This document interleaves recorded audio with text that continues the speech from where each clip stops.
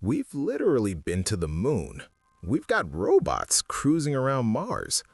But somehow, there's a place on Earth we barely understand. A place so deep, if you dropped Mount Everest into it, it would disappear. No light, freezing cold, pressure that would crush you in a second. And yet, somehow, stuff still lives there. This is the Mariana Trench. Alright, so here's the deal. The Mariana Trench sits out in the Pacific Ocean, and it's the deepest spot on the entire planet. At a place called Challenger Deep, it goes down nearly 11 kilometers. That's about 7 miles straight down. To put that in perspective, if Everest fell in there, you wouldn't even see the top. But the real problem isn't just the depth, it's the pressure. Down there, it's over 1,000 times stronger than what we feel right now. As you go deeper, things get weird fast. At first, it's just darker, then darker. Then suddenly, pitch black. Like not nighttime dark, I mean zero light, nothing at all. You've entered what scientists call the midnight zone. No sunlight, no plants, no oxygen production. Just cold water around 1 to 4 degrees Celsius. And food? Almost none. Most of it comes from above, tiny bits of dead stuff slowly falling down, kind of like underwater snow. Yeah, it's as creepy as it sounds. Now here's the crazy part. Even in all that darkness, life is everywhere. You've got the anglerfish, that creepy one with the glowing thing on its head. Yeah, that's not just for looks, it's literally a trap. It uses light to hunt.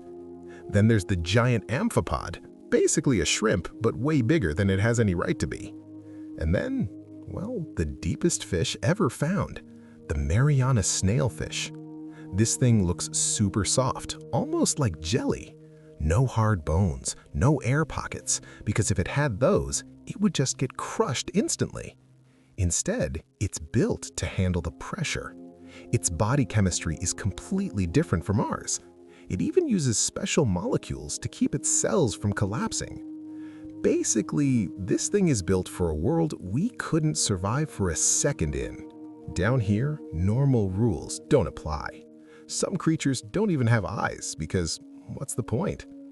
Others have huge eyes just to catch the tiniest bit of light. And then there's bioluminescence, which is just a fancy way of saying they glow. In fact, over 70% of deep-sea creatures can do this. They use it to hunt, to hide, to communicate. Some even flash lights to confuse predators. It's basically like an alien light show happening in total darkness. Now here's where it gets even crazier. At the bottom, there are these things called hydrothermal vents. They shoot out superheated water full of toxic chemicals. Temperatures can go over 400 degrees Celsius, which should mean nothing survives there. But nope. Entire ecosystems are built around them. Instead of sunlight, these organisms use chemicals for energy. It's called chemosynthesis. And some scientists think this might actually be how life on Earth first started. So yeah, humans have tried to go down there. Back in 1960, a sub called Trieste made it to the bottom. It took almost 5 hours just to get down, and they stayed for like 20 minutes because even their sub was struggling under the pressure. And now, we've got robots going deeper, sending back footage, finding new species, and honestly, raising even more questions. Scientists in the US have found deep-sea organisms with crazy adaptations, like proteins that don't break under pressure, stuff that could actually help in medicine someday. Meanwhile, China's deep-sea missions have found microbes living in extreme environments, with no oxygen, feeding only on chemicals. And that's huge, because it suggests life doesn't need sunlight at all, which means there could be life in places we never expected, even outside Earth. Here's the part that really blows your mind. We've explored less than 5% of the ocean. Let that sink in. We know more about space than what's in our own oceans. So yeah, there could be things down there right now we haven't even imagined yet. We spend so much time looking up, searching for aliens in space.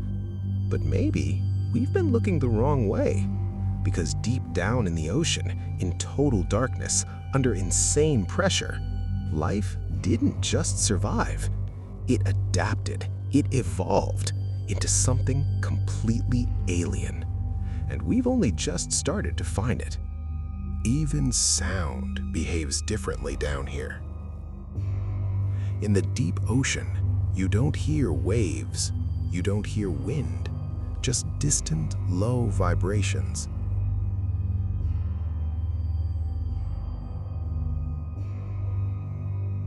Sometimes, the calls of unknown creatures traveling for miles through the water.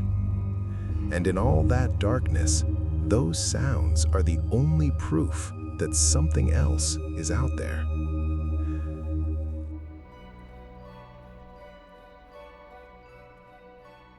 And here's something even more unsettling. Even at the deepest point on Earth, we found traces of ourselves. Plastic, microfibers, pollution carried all the way down.